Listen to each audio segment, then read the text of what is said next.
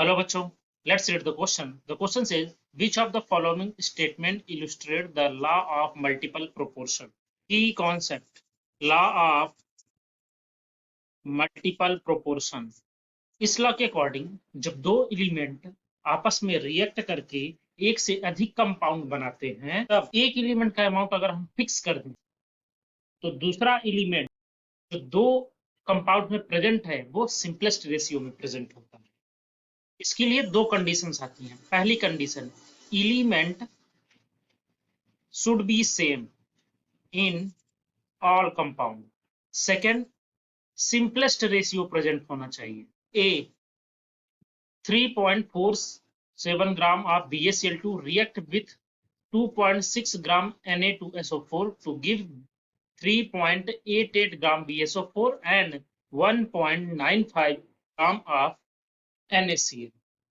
इसमें BaCl2 Na2SO4 के साथ रिएक्ट करके BaSO4 और NaCl दे रहा है, जिसमें रिएक्टेंट का मास और प्रोडक्ट का मास सेम है। तो ये law of conservation of mass का है example, law of conservation of mass. B, hydrogen sulphide contains 5.89% of hydrogen, water contains 11.1% hydrogen and sulfur dioxide contains 50% of oxygen। तो इसमें हाइड्रोजन सल्फाइड है, water है और सल्फर डाइऑक्साइड है। ये तीनों कंपाउंड में एलिमेंट्स अलग अलग हैं, तो यहां भी law of multiple proportion applicable नहीं है। सी कह रहा है an element form two oxide, दो ऑक्साइड बनाता है XO और XO2 containing 50% and 60% oxygen respectively. The ratio of masses of oxygen which combines with 1 gram of element is 2:3। इसमें देखिए XO और XO2 दोनों में एलिमेंट X है और ऑक्सीजन है, सेम है।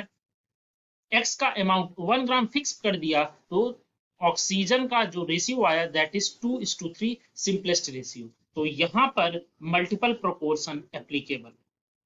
डी कह रहा है 20 ml ammonia gives 10 volume nitrogen plus 30 volume of hydrogen at constant temperature and pressure. इसमें भी law of multiple proportion applicable नहीं है।